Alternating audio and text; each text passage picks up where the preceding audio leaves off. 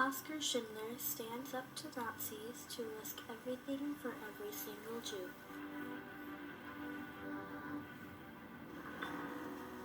In October 1944, Oskar Schindler set up a camp in Brunlitz for Jews to live safely. Schindler compiled a list of 1,200 Jews who were taken to Brunlitz.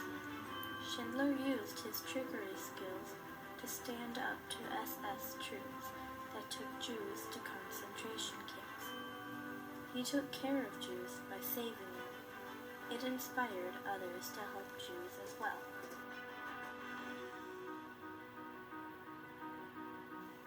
In 1933, Adolf Hitler was Chancellor of Germany and had started the Nazi Party, which blamed the Jewish population for all of the economic and political problems. In 1935, according to Nuremberg laws, Jews were deprived of all political rights. This law excluded Jews from German citizenship and prohibited them from marrying with the person of German or related blood. World War II had started in 1939 when Germany had declared war on Poland. The SS was a paramilitary group working under Adolf Hitler and the Nazi Party. They were ordered to take Jews out of their homes to live in concentration camps or assassinate them right then and there. All Jews were forced to wear a Jewish star to identify themselves. Many Jewish students had been excused from school, couldn't travel anywhere anytime, and they had a curfew. Jews also couldn't stay in some public places, or they could get punished. They were punished unreasonably, which resulted in their deaths. Oskar Schindler was a businessman and was part of the Nazi Party. He thought it would be a way to make more money. He bought a Jewish-owned factory in Krakow and named it Deutsche Emalwarenfabrik Oskar Schindler, German Enamelware Factory Oskar Schindler, also known as Emalia. Let's hope it makes me lots of money in return. I've taken on a Jewish bookkeeper and some Jewish workers. I'll hire some more when we get busier. Oskar Schindler, August 1940.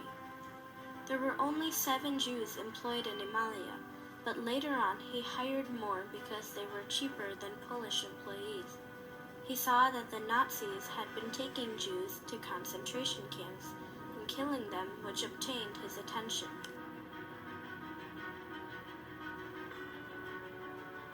In 1940, Schindler had turned Emalia into Ghetto A, which was a subcamp of Plaza, which was a concentration camp which was run by Amon Goth, who made the prisoners' lives miserable. Some prisoners had been killed there for Goth's amusement. The employees of Emalia that were in the subcamp still worked at the factory, but others could still stay in the camp, and he called them Schindler Juden or Schindler Jews. Emalia had barracks which the SS troops couldn't check without Schindler's permission, which of course he wouldn't let them. The SS had started to deport Jews to concentration camps, such as Auschwitz. Schindler had used his trickery skills to sway the officers that the Jews were essential to his company. The Nazis want to move the factory inside the camp, but I'm going to persuade them to let me stay put and house the Jews at the factory instead. Oskar Schindler, March 13, 1943. The SS had let them stay, but later they had to move to another camp called Ghetto B. To move from Ghetto A to Ghetto B was allowed, but to move from Ghetto B to Ghetto A was forbidden. When the Jews had to walk in between the ghettos, 1,500 people were shot and killed. They were left there on the streets until later on the SS had cleaned up the bodies. 3,000 of the prisoners were sent to their death in Auschwitz. The whole situation was driving me insane. I just had to talk to Amon. Schindler wrote in his diary. Schindler negotiated with Goth to move his camp to Brunlitz, which was in between mountains and close to Poland. He was asked to compile a list of Jews he would take to Brunlitz. He wrote down 1,200 names with their religion, ethnicity, occupation, and prisoner number. There will be about 1,200 Jews in total. I don't want to think about what will happen to the rest. Oskar Schindler, October 1944.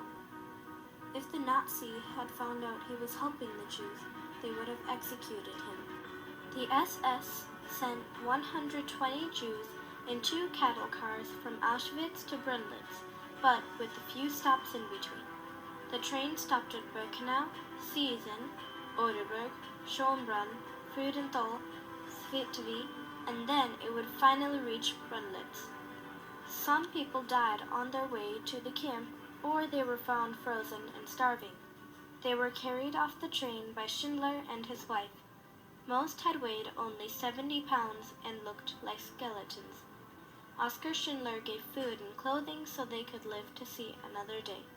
Those who could still work, worked, while others were given treatment and extra necessities.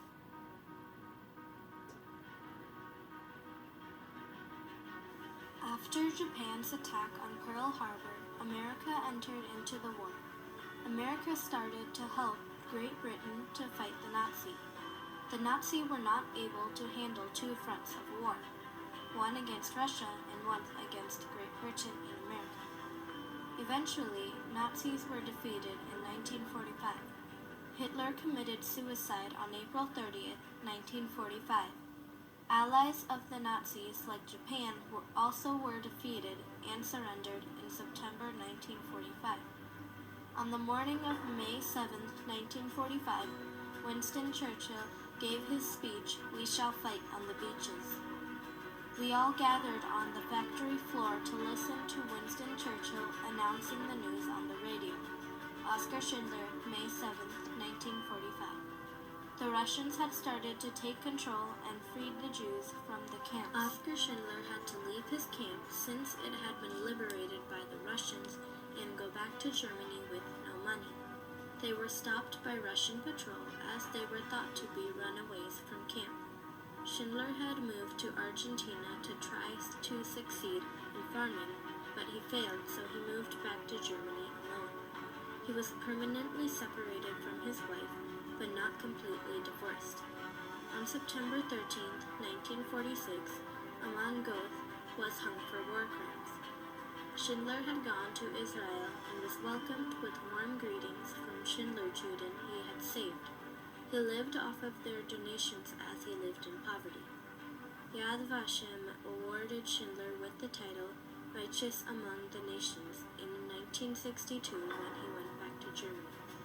His wife was awarded similarly. There were 1,200 survivors from Schindler's camp. Today, there are 7,000 Schindler Juden descendants as a result of Oskar Schindler's efforts. Oskar Schindler had made a legacy that would last for generations and would never be forgotten by anyone. He risked all of his life savings while no one knows exactly why. He had stood up because he didn't like what had been happening to people because of their religion and beliefs, so he put his heart and soul into his duties to make the right things happen. His actions had inspired others to do the same as he did, like Varian Fry and Ho Fing Shan. Some Schindler Juden descendants still honor him as a hero to all. We owe our lives to him, but I wouldn't glorify a German because of what he did for us. There is no proportion, says Danka Dressner, who was 17 when she was on Schindler's list.